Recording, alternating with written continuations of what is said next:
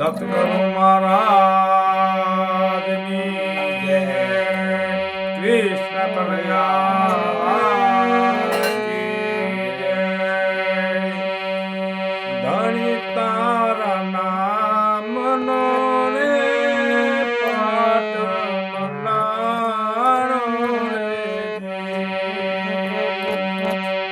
ધણી તારા નામનો રે પાટ મંડાણો રે. એમાં જળહળ જોતું બિરાજે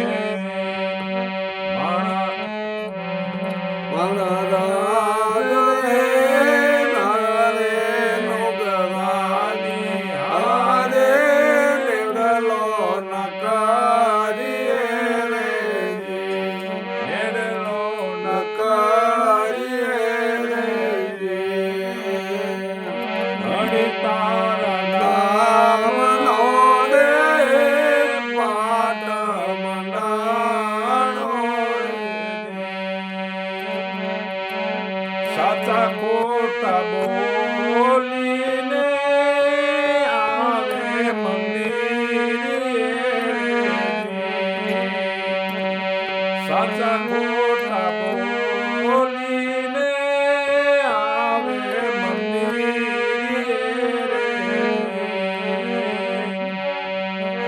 તો અલરે બજારું ગુમાવે.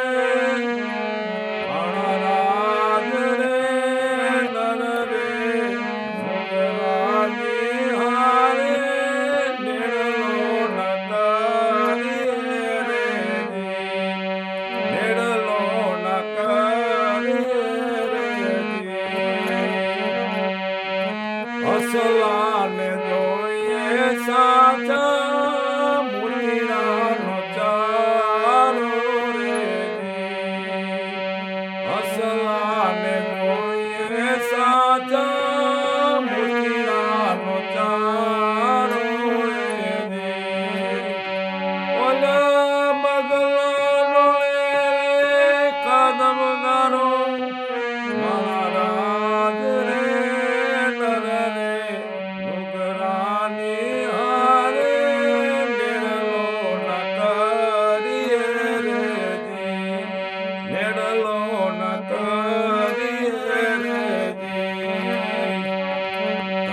તારા નામનો રે પાટ મંડાણો રે. રામ તારા નામનો રે પાટ મંડાણો રે. પાટ મંડાણો રે. ગુરુના પ્રતાપે સતી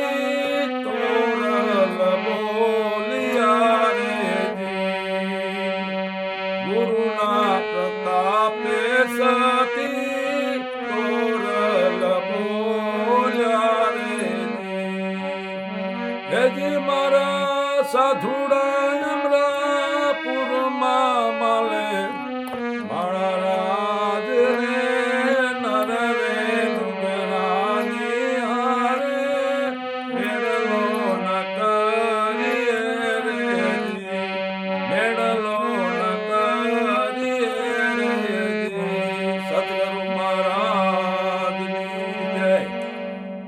કહેવાય છે ધણે તારા નામનો પાઠ મંડાણો.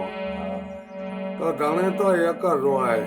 ધણેનો ધણે કોઈ હોતો નથી. અને એનો આ પાઠ મંડાણો કયો પાઠ મંડાણો હજી કોઈ એનો ખુલાસો નથી કરતા. ધણેનો તારા નામનો પાઠ મંડાણો. તો નામનો પાઠ જેને મંડાય છે ને તારે એને પોતાની ઓળખાણ થાય જાય છે. નિજ નામનો પાઠ મંડાણો. જેને મૂળ નામનો પાઠ મંડાણો એવું કહે છે કે હાસાને ખોટા બોલીને આવે મંદિરે.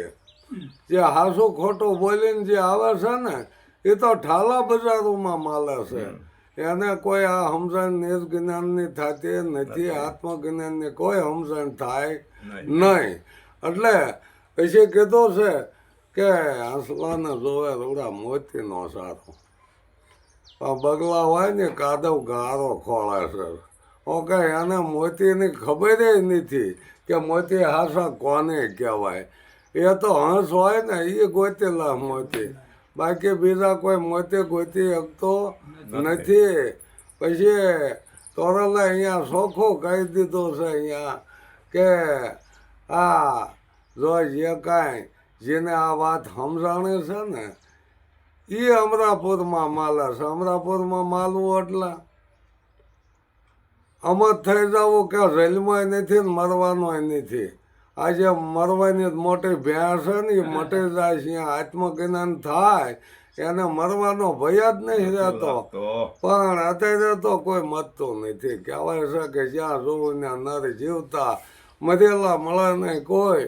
જો મરેલા મળે તો માં સુખ માણવી, પણ મળવા જોવે ને મરેલા.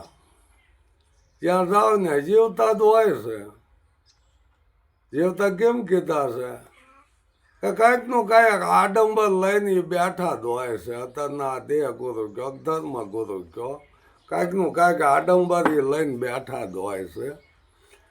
કે હવે તમે છે ને આ ફોટો રાખજો, ગુરુનો ફોટો કહેવાય, એને પૂજા કરજો. કોઈ કહેતું નથી કે ભાઈ ઓલા ફોટા જ હતા, માતાજી ભગવાનના ફોટા જ હતા ને એની અમે પૂજા કરતા જ તે. તો તમે આમાં શું નવીન કર્યું? શું અમને સમજાયા તમે? જો તમારા ફોટા પૂંજવા જોવે, જો તમારા પગ પૂંજવા જોવે, તો આમાં જ્ઞાન થાય છે ક્યાંથી? તો એની પૂંજા એ તો પાખંડ છે. ચોખ્ખું કીધું કે પૂંજાનો તો કોઈ મતલબ નથી. અનદેવ છે, પણ અનદેવની કોઈ પૂંજા કરવાથી આપણું પેટ ભરાય નહીં. તો એને રાંધીને તમે જમી લો, તમારું પેટ ભરાઈ જાય. પૂંજાનો કોઈ મતલબ એ પેટની પૂંજા થઈ કહેવાય. આ સિવાય કોઈ બીજી પૂંજા છે નહીં. તો આદિ અનાદિથી આપણે પૂજન કરતા તો આપણા ગઢિયાનો તીરી જાય. ભાઈ એને કંઈ ખબર જ નથી. આ જ્ઞાન છે ને ખુલાસો કોઈ આપ્યો જ નથી. ત્યારે કૃષ્ણ ભગવાને એ અર્જુનને પોતાનું વિરાટ સ્વરૂપ, વિશ્વ સ્વરૂપ કે જોઈ લે હે અર્જુન, આ મારું વિશ્વ સ્વરૂપને તું જોઈ લે. પણ અહીંયા એટલો ખુલાસો ન કર્યો કે તારું સ્વરૂપ એ છે, મારું સ્વરૂપ એ છે. સ્વરૂપે બધા એક થઈ ગયા છે, એમાં જ કોઈ જુદા રહેતા નથી. અહીંયા ગુરુ શિષ્ય મટી જાય છે. નદીઓના પાણી દરિયામાં વિયાઈ ગયા પછી અહીંયા નદીઓના પાણી જડ્યા નહીં. એમ શિષ્ય સદગુરુમાં સમાઈ ગયો, સત્યમાં સમાઈ ગયો. હે રામાપીરા ચોખ્ખું કીધું છે ને કે સત્યા થઈને સતમાં ખેલો તો સતની હોય હવાય. બાળકના શરણે રામાપીર બોલ્યા. શરણ કીધું, અહીંયા ચરણ પગ નથી કીધો. શરણ એટલે આધીન થાવ, એમાં ભળાઈ જવું, એમાં મટી જવું. તો મટવું તો છે. અને અત્યારે થઈને બેઠા છે કે હું એનો ગુરુ છું. વાતે વાતે ગુરુ લાવીને મૂકી દે. પણ ગુરુ વ્યાપક છે એટલું તો જોવો તમે. કઈ રીતે તમે એના ગુરુ? તો મા બાપથી મોટા ગુરુ કોઈ છે જ નહીં. હાલો તમને દુનિયા બતાવી દીધી, જલમ દીધો, એ દુઃખ વેઠીને મોટા કર્યા માઈએ,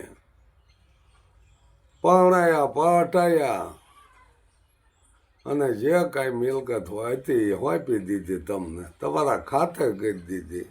ક્યારેય એને બિચારા દાવો નથી કર્યો કે મારી પૂજા કરી દઉં. તો કે પૂજા એ પાખંડ છે એટલું દી જાણે. હવે જો અત્યારે આ ધર્મ ગુરુ કે દેહ ગુરુએ આ માત પિતાની કિંમત ઘટાડી દીધી. એક દી એને ઉપદેશ લીધો અને તરત આ પૂજા ચાલુ થઈ જાય. ક્યાં જઈને ઉભા રહે માણસ? મૂર્તિને ફોટા મુકાવીને હવે એ આ ગુરુની પેડલી પકડી લીધી. જ્ઞાન થાય છે, એનો ઉદ્ધાર થાય છે. બહેનો ને એનો પતિ, એનો પરમેશ્વર કીધો છે, એનો ભગવાન કીધો. તો જે કાંઈ બહેનો માટે ઉત્તમ એના પતિની સેવા કરવી. શું કે આ સંતોએ કહી દીધું કે સતીનારી કોને કહેવાય કે પતિથી ન રાખે પડદો, પતિથી કાંઈ સાનું ન રાખે અને સતીનારી કીધીશ. તો એ ફરજ પાછી પતિને નિભાવવાની આવે છે કે એ આ મારું ડાબું અંગ છે. જો પતિના મોટા મોટી શક્તિવાદી એની પત્ની છે, એ ડાબું અંગ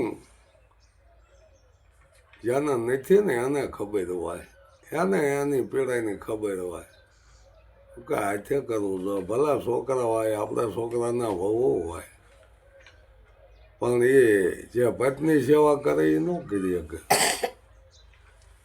એટલે એ રીતે જેમ છે એમ સમજાઈ જાય ને તો ક્યાંય આપણે જ્ઞાન લેવાય નથી જવાનું. જ્ઞાન આપણે પાસે પડ્યું છે, ભગવાનને ગોતવાને જ જવાનો. ગંગામાએ ચોખ્ખો કીધું છે કે એકાતે બેસી અલખને આરાધે એના દ્વારે પુગા, એના હામો આવે ભગવાન, એના દ્વારે પધારે છે. તો એ રાણીમાં તો કોઈને રહેવું નથી, બધું જ્ઞાનની વાતો કરવાની. આત્માને ઓળખી લ્યો, અમર છે ને અજર છે ને. હાલો આત્માને ઓળખી શું બટકા ભરાય છે? આત્માને ઓળખી અને પછી દેહ ભાવ મટી જવો છો. ઓળખ્યા શું થવાનું છે? આમ ઓળખી લીધો હોય ને તો જીવન પરિવર્તન થઈ જાય. જેસલને ઓળખાઈ દીધો હતો ને પલમાં પીત થઈ ગયો. એટલે આ રીતે જેને જ્ઞાન થાય એને જ્ઞાન કહેવાય છે. બાકી તો બધી વાતો છે, આ વાતો તો હજી ખૂટવાની જ નથી. વાતો જ છે નગરી, વાતો જ કરવાની. આત્મા અજર છે, અમર છે, અવિનાશી છે, આ વાતો જ કરવાની. શું કે આપણે સાંભળવી છે નહીં, પછી વાતો કરી દીધી. રહેણીમાં તો કાંઈ આવ્યું નથી. એટલે આ રીતે ધણીના પાઠની જો વાત કોઈ કરતું હોય ને તો આ નિજની ઓળખાણ કરી લેવાની, પોતાની જ ઓળખાણ કરવાની, કોઈ બીજાની આપણે ઓળખાણ કરવાની નથી. હું છું હરીમાં ને હરી છે મજમાં, આ નિર્ણય કે નિરખાયો તો અહીંયા હું પણ મટી જવું જોવે, અહીંયા તું લાગી જવું જોવે. આને જ્ઞાન કહેવાય. સદગુરુ મહારાજ મારે થોડું કહેવું છે. બોલો. કે બુદ્ધ ભગવાન જ્યારે બધા શિષ્યના ભેગા કરીને બેઠા, હા, અને બેઠી અને પછી સત્સંગ કર્યો બહુ બુદ્ધ ભગવાને. હવે બુદ્ધ ભગવાનનો સત્સંગ કર્યો એટલે બધા શિષ્ય કે બાપા બુદ્ધ ભગવાન કે અમને કે આટલું બધું નહીં સમજાય, તો અમને થોડું ટૂંકમાં તમે સમજાવો ને કે પણ કે તમે ક્યાં પેલા કહી દીધેલું છે, પણ તોય છતાં હું તમને કહું છું કે બોલો. કે ભગવાન બુદ્ધ એવું બોલ્યો કે આપો દીપો ભવ, તું તારી આત્મા શક્તિના જગાડ, એ સિવાય કોઈ મેળ પડવાનો નથી. સતગુરુ મહારાજની જય.